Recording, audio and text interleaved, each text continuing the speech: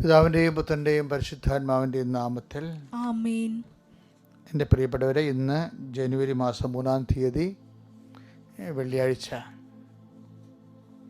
എല്ലാവർക്കും കൃപാസനത്തിൽ നിന്ന് പരിശുദ്ധമ്മയുടെ നാമത്തിലെ സ്നേഹവന്ദനം.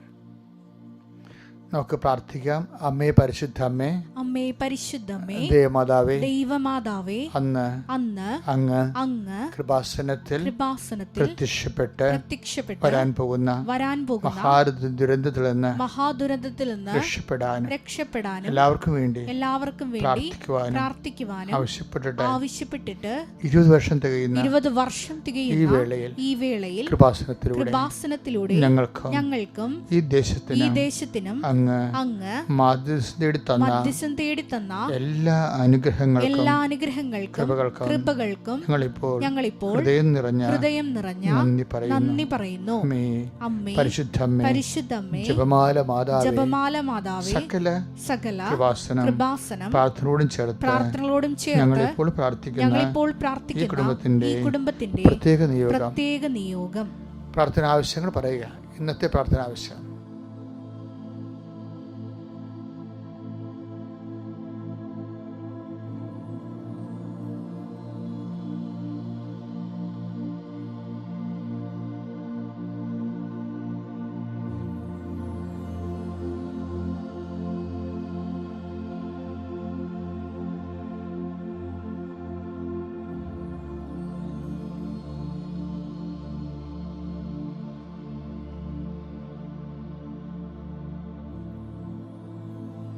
അമ്മയുടെ പ്രത്യക്ഷീകരണത്തിന്റെ ഈ ദ്വാദശകവേളയിൽ ഞങ്ങൾക്ക് സാധിച്ചു തരുവാൻ കനിയണമേ. വിശ്വാസ പ്രമാണം. സർവശക്തനായ പിതാവും ആകാശത്തിന്റെയും ഭൂമിയുടെയും സൃഷ്ടാവുമായ ദൈവത്തിൽ ഞാൻ വിശ്വസിക്കുന്നു. അവിടുത്തെ ഏകപുത്രനും ഞങ്ങളുടെ കർത്താവുമായ ഈശോ മിശിഹായിലും ഞാൻ വിശ്വസിക്കുന്നു. ഈ പുത്രൻ പരിശുദ്ധാത്മാവിനാൽ ഗർഭസ്ഥനായി കന്യകാമറിയത്തിൽ നിന്ന് പിറന്ന് പൊന്തിയോസ് പീലാത്തോസിന്റെ കാലത്ത് പീഡകൾ സഹിച്ച് കുരിശിൽ തറയ്ക്കപ്പെട്ട് മരിച്ച് അടക്കപ്പെട്ട് പാതാളങ്ങളിൽ ഇറങ്ങി മരിച്ചവരുടെ ഇടയിൽ നിന്ന് 3-ാം നാൾ ഉയർത്ത് സ്വർഗത്തിലേക്ക് എഴുന്നള്ളി സർവശക്തിയുള്ള പിതാവായ ദൈവത്തിന്റെ വലതുഭാഗത്തിരിക്കുന്നു. അവിടെ നിന്ന് ജീവിക്കുന്നവരെയും മരിച്ചവരെയും വിധിക്കുവാൻ വരുമെന്നും ഞാൻ വിശ്വസിക്കുന്നു. പരിശുദ്ധാത്മാവിലും ഞാൻ വിശ്വസിക്കുന്നു. വിശുദ്ധ കത്തോലിക്കാ സഭയിലും പുണ്യവാന്മാരുടെ ഐക്യത്തിലും പാപങ്ങളുടെ മോചനത്തിലും ശരീരത്തിന്റെ ഉയർപ്പിലും നിത്യമായ ജീവിതത്തിലും ഞാൻ വിശ്വസിക്കുന്നു. ആമേൻ. സ്വർഗ്ഗസ്ഥനായ ഞങ്ങളുടെ പിതാവേ, അങ്ങയുടെ നാമം പൂജിതമാകണമേ. അങ്ങയുടെ രാജ്യം വരണമേ. അങ്ങയുടെ തിരുമനസ് സ്വർഗത്തിലെ പോലെ ഭൂമിയിലും ആകണമേ. അന്നു വേണ്ടുന്ന ആഹാരം ഇന്ന് ഞങ്ങൾക്ക് തരണമേ. ഞങ്ങളോട് തെറ്റ് ചെയ്യുന്നവരോട് ഞങ്ങൾ ക്ഷമിക്കുന്നത് പോലെ ഞങ്ങളുടെ തെറ്റുകൾ ഞങ്ങളോടും ക്ഷമിക്കണമേ. ഞങ്ങളെ പ്രലോഭനത്തിൽ ഉൾപ്പെടുത്തരുതേ, തിന്മയിൽ ഞങ്ങൾ രക്ഷിക്കണമേ. ആമേൻ. നന്മ നിറഞ്ഞ മറിയമേ, സ്വസ്തി. കർത്താവ് അങ്ങയുടെ കൂടെ സ്ത്രീകളിൽ അങ്ങ് അനുഗ്രഹിക്കപ്പെട്ടവളാകുന്നു. അങ്ങയുടെ ഉദരത്തിൻ ഫലമായി ഈശോ അനുഗ്രഹിക്കപ്പെട്ടവനാകുന്നു. പരിശുദ്ധ മറിയമേ, തമ്പുരാന്റെ അമ്മേ, പാപികളായ ഞങ്ങൾക്ക് വേണ്ടി ഇപ്പോഴും ഞങ്ങളുടെ മരണസമയത്തും തമ്പുരാനോട് അപേക്ഷിക്കണമേ. ആമേൻ. കർത്താവേ, നിന്റെ ഉന്നതമായ നാമത്തിന് സ്വസ്ത്രം ചെയ്യുന്ന കർത്താവേ, വിവാഹം ഒത്തുവരാത്തവരുണ്ട് ഈശോയെ. ഒത്തുവരുന്ന വിവാഹങ്ങൾ എങ്ങനെ നടത്തുമെന്നറിയാതെ വിഷമിക്കുന്നവരുണ്ട് ഈശോയെ. വിവാഹ വിഷയങ്ങൾ സംസാരിക്കാൻ, ഇടനിലനിന്ന് സംസാരിക്കാൻ സ്വന്തമായിട്ട് വിശ്വസിക്കാൻ പറ്റിയ ആരും ഇല്ലാത്തവരുണ്ട് ഈശോയെ. നമുക്ക് വേണ്ടി സംസാരിക്കാൻ ചെല്ലുന്നവർ തന്നെ അവരുടെ ഉള്ളിലിരിപ്പനുസരിച്ചുകൊണ്ട് അവർക്ക് വേണ്ടി ആ കാര്യങ്ങൾ അടിച്ചു മാറ്റുന്ന രീതിയിൽ ചതിക്കപ്പെടുന്നവരുണ്ട് ഈശോയെ. ഇങ്ങനെ എത്രയോ മനുഷ്യരുണ്ട് ഈശോയെ. അങ്ങനെയെല്ലാം ഉള്ള മനുഷ്യരുടെ മേൽ കർത്താവെ, നീ അവരുടെ വിഷയങ്ങളെല്ലാം അങ്ങനെ സങ്കടപ്പെടുന്നവരുടെ വിഷയങ്ങൾ കർത്താവെ നീ ഏറ്റെടുക്കണമെന്ന് പ്രാർത്ഥിക്കുന്നു. എൻ്റെ കർത്താവിൻ്റെ ഉന്നതമായ നാമത്തിൽ കർത്താവെ, രോഗബാധിതരുണ്ട് ഈശോയെ. ശാരീരികമായ ക്ലേശങ്ങളുണ്ട് ഈശോയെ. തങ്ങൾ ചെയ്യുന്ന ജോലി കൊണ്ട് കുടുംബം പോറ്റാൻ കഴിയാത്തവരുണ്ട് ഈശോയെ. കർത്താവ് ഓരോ തരത്തിലുള്ള ബാധ്യതകൾ പെരുകുമ്പോൾ അതിനെ എങ്ങനെയാണ് തരണം ചെയ്യേണ്ടത്, ചെറിയവർക്ക് ചെറിയ ദുഃഖങ്ങളും വലിയവർക്ക് വലിയ ബാധ്യതകളെന്ന് പറയുന്നതുപോലെ കർത്താവ് ഓരോ മനുഷ്യരും അവരനുഭവിക്കുന്ന സങ്കടങ്ങൾ അവർക്ക് താങ്ങാൻ പറ്റാതെ വരുമ്പോൾ കർത്താവ് നിന്നിൽ ആശ്രയിക്കുമ്പോൾ കർത്താവ് നിന്നിലെ ഒരു വിശ്വാസം തോന്നണില്ല കർത്താവ്. കാരണം അവരുടെ ജീവിതത്തിൻ്റെ രീതികൾ, അവരുടെ തന്നെ പാപാവസ്ഥകൾ, ആത്മവിശ്വാസം നഷ്ടപ്പെടുന്നതാണെങ്കിൽ കർത്താവ് ഞങ്ങളുടെ യോഗ്യത കൊണ്ടല്ല കർത്താവ്, അങ്ങയുടെ പീഡാനുഭവത്തിൻ്റെ യോഗ്യതയാൽ കർത്താവ് അതിൽ വിശ്വസിക്കുന്നവർക്ക് കർത്താവ് അങ്ങ് സാധിച്ചു കൊടുക്കണമെന്ന് പ്രാർത്ഥിക്കുന്നു കർത്താവ്. ദൈവത്തിൻ്റെ കണ്ണ ചൊരിയട്ടെ. യാത്രയിൽ കൂടെ പോരാൻ ആരില്ലാത്തതുകൊണ്ട് ഈശോയെ, ഒരു ഇൻ്റർവ്യൂവിന്, ഒരു ടെസ്റ്റിന്, ഒരു വിദൂര യാത്രയ്ക്ക് കൂടെ പോരാൻ ആരില്ലാത്ത കാരണം ആ ഉദ്യമങ്ങൾ ഉപേക്ഷിക്കുന്നുണ്ട് കർത്താവ്. ഇങ്ങനെ ഓരോരോ തരത്തിലും മനുഷ്യർ ഭൂമിയിൽ പല പല വിഷമതകൾ അനുഭവിക്കുന്നുണ്ട് ഈശോയെ. കുടുംബത്തിൽ കർത്താവെ ഒരു കാര്യം പോലും ആരോടും പറയാൻ പറ്റാതിരിക്കുന്നുണ്ട് ഈശോയെ. ദൈവത്തിൻ്റെ കരുണ ചൊരിയട്ടെ. നിക്കക്കളി ഇല്ലാത്തവർ, കടം മൂലം നിക്കക്കളി ഇല്ലാത്തവർ, ശാരീരിക രോഗങ്ങൾ സൗഖ്യപ്പെടാത്ത കാരണം നിക്കക്കളി ഇല്ലാത്തവർ, ഓരോ തരത്തിലുള്ള വിഷമതകളിലെ കർത്താവെ നിക്കക്കളി ഇല്ലാത്തവർ, ഓരോരുത്തരുടെ ഡേറ്റ് സർക്കാരിനോട്, കോടതിയോട്, അതുപോലെ സാമ്പത്തിക സ്ഥാപനങ്ങളോട്, അതുപോലെ വ്യക്തികളോട് ഓരോ ഡേറ്റ് പറഞ്ഞിട്ട് പാലിക്കാൻ നിർവഹമില്ലാതെ ആ ഡേറ്റ് അടുത്തടുത്ത് വരും തോറും സംഭ്രമം കയറി ഭാരപ്പെട്ട മനസ്സുമായി അറ്റാക്ക് പോലും വരുന്ന രീതിയിൽ ഉറക്കമില്ലാതെ കർത്താവെ നടക്കുന്ന മനുഷ്യരുണ്ട് ഈശോയെ. അവർക്ക് ആർക്കും സഹായമില്ല ഈശോയെ. നീ മാത്രമേ തുണയുള്ളൂ കർത്താവെ. ഈ പ്രാർത്ഥന കൃപാസന ആൾത്താരെ ജീവനോടെ പ്രത്യക്ഷപ്പെട്ട പരിശുദ്ധ അമ്മയുടെ മധ്യസ്ഥയിലാണ് പ്രാർത്ഥിക്കുന്നത് കർത്താവ്. കൃപാസന ആൾത്താരെ കർത്താവ് വർഷങ്ങളായി നടന്നുകൊണ്ടിരിക്കുന്ന 10,000-കണക്കിന് ആരാധന ശക്തിയാലാണ് പ്രാർത്ഥിക്കുന്നത് കർത്താവ്. ഞാൻ കരയിലും കടലും നടത്തിയിട്ടുള്ള ആരാധന ശക്തിയാലാണ് പ്രാർത്ഥിക്കുന്നത്. അങ്ങയുടെ മക്കൾ, പ്രാർത്ഥനയ്ക്ക് കഴിവുള്ളവർ, പ്രാർത്ഥനയ്ക്ക് കഴിവില്ലാത്തവർ, പ്രാർത്ഥനയ്ക്ക് കുറവുള്ളവർ എല്ലാവരും നീ സന്ധിക്കണം. ദൈവത്തിൻ്റെ കരുണ മക്കളിലേക്ക് ആവശ്യിക്കട്ടെ. എൻ്റെ കർത്താവിൻ്റെ ഉന്നതമായ നാമത്തിൽ, സഭയുടെ അധികാരത്തിൽ, കുരിശിൻ്റെ അടയാളത്തിൽ, ദൈവശക്തിയാൽ നീ സംരക്ഷിക്കപ്പെടട്ടെ, നീ സൗഖ്യപ്പെടട്ടെ, നീ വിടുതൽ പ്രാപിക്കട്ടെ, നീ അനുഗ്രഹിക്കപ്പെടട്ടെ, നീ ആത്മവിശ്വാസം പ്രാപിക്കട്ടെ. നിൻ്റെ ജീവിതം ആത്മീയമായ ആഘോഷമായി മാറട്ടെ. നിത്യം പിതാവും പുത്രനും പരിശുദ്ധാത്മാവുമായ സർവേശ്വര എന്നേക്കും ആമേൻ. എൻ്റെ പ്രിയപ്പെട്ടവരെ, നമ്മൾ ഇന്നത്തെ വചനം നമ്മൾ വായിക്കുന്നത് ഹോശയ്യ 11:7. എന്റെ ജനം എന്നെ വിട്ടകലാൻ തിടുക്കം കാട്ടുന്നു. അതുകൊണ്ട് അവർക്ക് നുകം വച്ചിരിക്കുന്നു. ആരും അതെടുത്തു മാറ്റുകയില്ല. ഇത് ഞാൻ കേട്ടപ്പോൾ തിരിച്ചെന്നറിയാമോ? എൻ്റെ ഈ മനുഷ്യൻ്റെ നേച്ചറില്ലേ, സുഗതകുമാരി പണ്ട് പറഞ്ഞ പോലെയാണ്. ഒരു താരകയെ കാണുമ്പോൾ അത് രാവും മറക്കും. ഒരു കുഞ്ഞിൻ്റെ പാൽച്ചിരി കണ്ടത് മൃതിയെ മറന്ന് സുഖിച്ചേ പോകും. പാവം മാനഹൃദയം. അതിൻ്റെ അത് എന്ന് വെച്ചാൽ ഒരു മനുഷ്യന് ദൈവത്തെ മറക്കാൻ ആരുടെങ്കിലും ചിരി കണ്ടാൽ മതി, അതിൻ്റെ പുറകെ പോയിക്കൊള്ളൂ, പെട്ടെന്ന് മറക്കും. മനുഷ്യൻ്റെ ഭയങ്കര ചഞ്ചല ഹൃദയനാണ്. അതുകൊണ്ട് പല നുഖങ്ങളും നമ്മളുടെ ദൃഢനിശ്ചയില്ലായ്മ കാരണം ദൈവത്തിനെ കൊണ്ട് ചെയ്യിക്കണതാണ്. കാര്യം എന്തിനാ അപ്പം ദൈവം, നിങ്ങൾ ഓർക്കുന്നത് എന്തിനാണ് ദൈവം ഇങ്ങനെ നുഖം വെക്കണത് എന്ന് വെച്ചാൽ അതിനെന്താ പറഞ്ഞത്, ആരും അഹങ്കരിക്കാതിരിക്കാനും പിന്നെന്താണ് ദൈവത്തിൽ നിന്ന് വിട്ടുപോകാതിരിക്കാനും. അപ്പോൾ നിങ്ങൾ ഓർക്കുന്നത് ദൈവം സ്വാർത്ഥനാണോ? അങ്ങനെയല്ല. ഒരു അമ്മ എന്തിനാണ് കുഞ്ഞിന് മൊബൈൽ കൊടുത്ത് വിടണത്? എന്തെങ്കിലും അത് കുഞ്ഞിനെ സിനിമ കാണാനാണ്? അല്ല. എന്തിനാണ്? എന്തെങ്കിലും ആപത്ത് വന്ന് അമ്മയെ വിളിക്കണം, അതാണ് ഉദ്ദേശിക്കുന്നത്. നമുക്കൊരു നന്മ വരാൻ പോകുന്നു, ആ നന്മയിൽ നമ്മൾ അഹങ്കരിക്കാതിരിക്കാൻ ആണ് ദൈവം പലപ്പോഴും. അഹങ്കരിച്ച് ദൈവത്തിൽ നിന്ന് അകന്നു പോയാൽ ചിലപ്പോൾ ആ നന്മ നമുക്ക് അനുഭവിക്കാൻ പറ്റാതെ വരും. എല്ലാ മനുഷ്യരും ഇങ്ങനെ, ഞാനൊരു 10-20 ലക്ഷത്തോളം ആൾക്കാരെ കൗൺസിൽ ചെയ്തിട്ടുണ്ടെന്ന് ഞാൻ പറഞ്ഞിട്ടുണ്ടല്ലോ. അപ്പോൾ എല്ലാവരും ഇങ്ങനെയാണ്. ഒരു ചെറിയൊരു അനുഗ്രഹം കിട്ടിയാൽ അപ്പം ദൈവത്തെ മറക്കും. പിന്നീട് എന്തെങ്കിലും തട്ട് കിട്ടിയാൽ മാത്രമേ അവർ തിരിച്ചു വരത്തുള്ളൂ. പല ആൾക്കാരും തിരിച്ചു വരുന്നത് തട്ട് കിട്ടിയിട്ടാണ്. അല്ലാതെ നല്ല ദൈവം ഒരു കുഴപ്പവും അവർക്ക് വരത്തില്ല എന്ന് വെച്ച് കഴിഞ്ഞാൽ അവർ ദൈവത്തെ മറന്ന് ചിലപ്പോൾ കുർബാനയ്ക്ക് വരാൻ താമസിക്കും, ചിലപ്പോൾ കുടുംബ പ്രാർത്ഥന മുടക്കും, പിന്നെ അങ്ങനെ ഓരോ കാര്യവും ചിലപ്പോൾ മറന്നു പോകും. അനുഗ്രഹം ചില ആൾക്ക് കിട്ടിക്കഴിയുമ്പോൾ അനുഗ്രഹത്തിനെയാണ് അവർ അറിയണത്, അത് തന്നാളെ മറന്നു പോകും.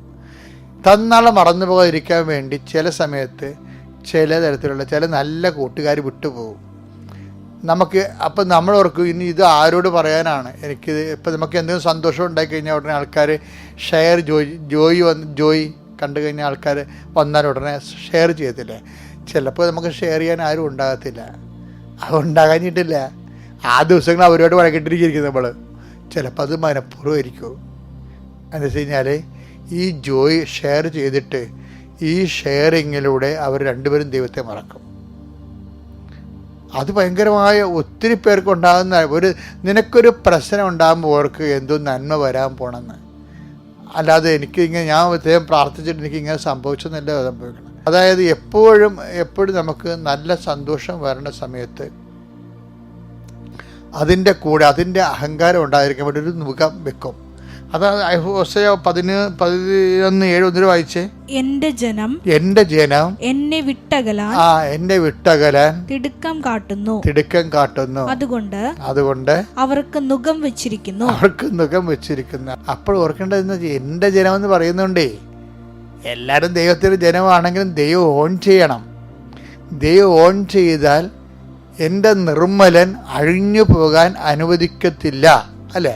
സങ്കീർത്തനം 16:10. സങ്കീർത്തനം 16:10. അവിടുന്ന് എന്നെ പാതാളത്തിൽ തള്ളുകയില്ല. അങ്ങയുടെ പരിശുദ്ധൻ ജീർണിക്കാൻ അനുവദിക്കുകയില്ല. അപ്പൊ അതിന്റെ വിഷയം മനസ്സിലായി. ഏത് മുഖം വെച്ചാലും നമ്മളെ തള്ളിക്കളയത്തില്ല. കാര്യം എന്താണ്? എൻ്റെ നിർമ്മലൻ എന്നാ പറയണത്. അതുപോലെ തന്നെ അവിടുന്ന് എൻ്റെ മേൽ മുഖം വെച്ചിരിക്കുന്നു. അപ്പം ചില ഭാരങ്ങളൊക്കെ വരുമ്പോഴേ അത് ഓർക്കണം, നമ്മൾ ദൈവത്തിൽ നിന്ന് മാറിപ്പോകാതിരിക്കാനാണ്. അതൊരു സങ്കീർത്തനം ചില ആൾ പറയുവേ, എനിക്ക് അമിതമായ പണം തരരുത്, എനിക്ക് അമിതമായ സന്തോഷം തരരുത്. നമുക്ക് സുഭാഷിതത്തിൻ്റെ 30-ാം അധ്യായം 8-ാമത്തെ വാക്യം പരിശോധിക്കാം. അസത്യവും വ്യാജവും എന്നിൽ നിന്ന് അകറ്റി നിർത്തണമേ. ദാരിദ്ര്യമോ സമൃദ്ധിയോ എനിക്ക് തരരുതേ. ആവശ്യത്തിന് ആഹാരം തന്ന് എന്നെ പോറ്റണമേ. 9-ാം തിരുവചനം. ഞാൻ സമൃദ്ധിയിൽ അങ്ങയെ അവഗണിക്കുകയും കർത്താവ് ആര് എന്ന് ചോദിക്കുകയും ചെയ്തേക്കാം. ദാരിദ്ര്യം കൊണ്ട് മോഷ്ടിച്ച് ദൈവനാമത്തെ നിന്ദിക്കുകയും ചെയ്തേക്കാം. അപ്പൊ ഇതെന്ന് വെച്ചാല് ഈ മിതശീതോഷ്ണമായിട്ട് ലൈഫ് പോകത്തുള്ളത്. അതായത് ഒത്തിരി നമ്മള് സന്തോഷത്തിന്റെ കാലം മാത്രമാണ് ചിലപ്പോൾ ദൈവത്തെ മറന്നു പോകും. എപ്പോഴും സങ്കടം മാത്രമാണെങ്കിലും നമ്മൾ ചിലപ്പോൾ നിരീശ്വരവാദികളായി പോകും. സാധാരണ മനുഷ്യന്റെ ഒരു ഭാവമാറ്റങ്ങൾക്ക് 2 എക്സ്റ്റൻഷനേ ഉള്ളു. അതുകൊണ്ടാണ് ഒരു മീഡിയം ലെവലിൽ നിർത്താൻ വേണ്ടി പറയണത്. ഇതാണ് ഞാൻ നിങ്ങളോട് ആദ്യമേ പറഞ്ഞത്. അതായത് അമിതമായ സന്തോഷം വരുമ്പോൾ അതിൽ ചെറിയ റെഗുലേഷൻ വരും. നമ്മുടെ എല്ലാവരുടെ ജീവിതത്തിലും ഉണ്ടാവും ഇതുപോലെ. നല്ല ദിവസങ്ങൾ ചില സമയത്ത് ചില വിഷയങ്ങൾക്ക് ഒരു റെഗുലേഷൻ വരും. അതിൻ്റെ കാരണം ബൈബിള് പൊതുവെ നൽകുന്നൊരു തോട്ടാണത്. എന്താ തോട്ടം വെച്ച് കഴിഞ്ഞാൽ, അവിടുന്ന് അഹങ്കരിക്കാതിരിക്കാൻ എനിക്കൊരു മുള്ളു തന്നെന്ന് പറയണില്ല. അതാണ് സംഭവം. അത് വായിച്ചത് 2 കൊരിന്തോസ് 12:7. 2 കൊരിന്തോസ് 12:7. വെളിപാടുകളുടെ ആധിക്യം വരുമ്പോഴേ സന്തോഷത്തിന്റെ ആധിക്യം വരിക. ആത്മീയ സന്തോഷത്തിന്റെ ആധിക്യമാണ് വെളിപാടുകളുടെ ആധിക്യത്താൽ ഞാൻ അധികം ആഹ്ലാദിക്കാതിരിക്കേണ്ടതിനല്ല സംഭവം. ഓവറായിട്ട് അധികമായിട്ട് ആഹ്ലാദിക്കാതിരിക്കാൻ ശരീരത്തിൽ ഒരു മുള്ള് എനിക്ക് നൽകപ്പെട്ടിരിക്കുന്നു. അതായത് ദൈവം ഏറ്റെടുത്ത ദൈവ പൈതലിൻ്റെ ഒരു ലക്ഷണമാണത്.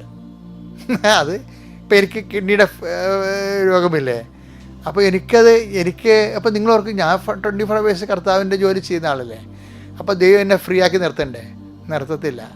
അപ്പോൾ നിങ്ങൾ ആൾക്കാർക്ക് വിവരമില്ലാത്തമാർ ചോദിക്കും, ഇത്രയും കഷ്ടപ്പെട്ട് ദൈവത്തിന് വേണ്ടി വിവരം ചെയ്തിട്ട് അങ്ങേർക്ക് ഭയങ്കര കുറിച്ചാണല്ലോ. അതല്ല സംഭവം. അതായത് സോഡിയം എപ്പോഴും ഇങ്ങനെ ഓപ്പണായിട്ട് വെക്കത്തില്ല, അതിങ്ങനെ മണ്ണെണ്ണയിലിട്ട് വെക്കും. അല്ലേ? നമ്മളെ കെമിസ്ട്രിയുടെ പഠനശാലയൊക്കെ പണ്ട് എന്നെ പഠിപ്പിച്ച പപ്പിയാ സാറ് ഇതൊക്കെ സോഡിയം കാണിക്കുമായിരുന്നു. സോഡിയം എടുത്ത് പുറത്ത് കൊണ്ടിട്ട് സോഡിയം പുറത്ത് വരുമ്പോൾ സോഡിയം ഓടി കിടക്കും, പോഞ്ഞ് ഓടി കിടക്കും. അവിടെ മുഴുവൻ പുകയ്ക്ക് കളയും.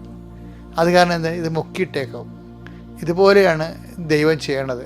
നമ്മുടെ നല്ല സന്തോഷത്തെയും കൃപയെയും ദൈവം ചിലപ്പോൾ സങ്കടത്തിൽ മുക്കിയിട്ടേക്കും. അതെന്തുകൊണ്ടാണ്? വെളിപാടുകളുടെ ആധിക്യത്താൽ അഹങ്കരിക്കാതിരിക്കാൻ. ഫുൾ സ്വിങ് ആയിട്ടുള്ള ഒരു വചനമാണത്. അതായത് അവിടുന്ന് മരുഭൂമിയിലൂടെ 8:3 നിയമാവർത്തനം 8:3 അവിടുന്ന് നിങ്ങളെ എളിമപ്പെടുത്തുകയും അതെ കണ്ട, അതാണ് സംഭവം. വിശപ്പറിയാൻ വിടുകയും നിങ്ങൾക്കും നിങ്ങളുടെ പിതാക്കന്മാർക്കും അപരിചിതമായിരുന്ന മന്ന കൊണ്ട് നിങ്ങളെ സംതൃപ്തരാക്കുകയും ചെയ്തത് അപ്പം കൊണ്ട് മാത്രമല്ല കർത്താവിന്റെ നാവിൽ നിന്ന് പുറപ്പെടുന്ന ഓരോ വാക്കുകൊണ്ടുമാണ് മനുഷ്യൻ ജീവിക്കുന്നത് എന്ന് നിങ്ങൾക്ക് മനസ്സിലാക്കി തരാൻ വേണ്ടിയാണ്. ഇതുപോലുള്ള വചനം വല്ലയിടത്തും കിട്ടുമോ? അതായത് നമ്മൾ അമിതമായി സന്തോഷിക്കാതിരിക്കാനും ഈ സന്തോഷം, അല്ലെങ്കിൽ നീ ഒരു സിനിമ നിർമ്മിതാവാണ്, അല്ലെങ്കിൽ നീ ഒരു സിനിമ ഡയറക്ടറാണ്, അപ്പോഴും വചനം നിനക്ക് അമിതമായ സന്തോഷം ഉണ്ടാവും. കാര്യം നിന്നേക്കാൾ സീനിയറായിട്ട് വന്ന ആൾക്കാർക്ക് ഒരു അവാർഡ് കിട്ടിയിട്ടില്ല, നിനക്ക് കിട്ടിയെന്ന് വിചാരിച്ചോ? ഇതിൻ്റെയൊക്കെ പഠനകാലങ്ങൾക്കെല്ലാം ഉണ്ടാകുന്നത്. അപ്പോൾ എന്നാ പറ്റും? അപ്പോൾ അതുകൊണ്ട് സന്തോഷം ഉണ്ടാകുമ്പോൾ കർത്താവ് പറയും എന്താണ്? ഈ സന്തോഷം കൊണ്ട് മാത്രമല്ല മനുഷ്യൻ ജീവിക്കണമെന്ന് പറയും. മാത്രമല്ല, അതാണ് വിഷയം. മാത്രമല്ല ജീവിക്കണത്. ഇപ്പോൾ നിനക്ക് പഠനത്തിൽ റാങ്ക് കിട്ടി, സാഹിത്യം എഴുതുമ്പോൾ നിനക്ക് അവാർഡ് കിട്ടി. അപ്പോൾ കർത്താവ് പറയും ഈ അവാർഡിൻ്റെ സന്തോഷം മാത്രമല്ല മനുഷ്യൻ ജീവിക്കുന്നത്. എന്താണ്? തൻ്റെ വായിൽ നിന്ന് വീഴുന്ന ഓരോ വചനം കൊണ്ടാണ്. അപ്പം തന്നെ ഷിഫ്റ്റ് ചെയ്ത് ദൈവത്തിൻ്റെ വചനത്തിലേക്ക് നമ്മൾ മാറ്റുകയാണ്. എല്ലാവരെയും മാറ്റത്തൊന്നും ഇല്ല, താൻ നിശ്ചയിച്ചുറപ്പിച്ച് മുൻകൂട്ടി പിടിച്ച് തിരഞ്ഞെടുത്ത ആൾക്കാരെ. അപ്പം അങ്ങനെ വരുമ്പോൾ ആധ്യാത്മിക മേഖലയെ വ്യാപരിക്കുകയും ഭക്തിയുടെയും പ്രാർത്ഥനയുടെയും വിശ്വാസത്തിൻ്റെയും സുവിശേഷ ജീവിത രീതി അനുഷ്ഠിക്കുന്നവർക്ക് എന്തെങ്കിലും ക്ലേശങ്ങൾ വരുമ്പോൾ നിങ്ങൾ ഓർക്കുക, നിങ്ങളെ കർത്താവ് തന്നെയാണ് നയിച്ചുകൊണ്ടിരിക്കുന്നത്. You are guided by the spirit. Thank you. അത്യപൂർവ ദൈവാനുഭവങ്ങൾ ഇനി നിങ്ങൾക്കും സ്വന്തം. ഈ യൂട്യൂബ് ചാനൽ ഇതുവരെ സബ്സ്ക്രൈബ് ചെയ്തിട്ടില്ലെങ്കിൽ ഇപ്പോൾ തന്നെ സബ്സ്ക്രൈബ് ചെയ്യുക. ഈ വീഡിയോ ഇപ്പോൾ തന്നെ നിങ്ങളുടെ സുഹൃത്തുക്കൾക്ക് ഷെയർ ചെയ്തുകൊണ്ട് കർത്താവിന്റെ പ്രേക്ഷിതരാകുക.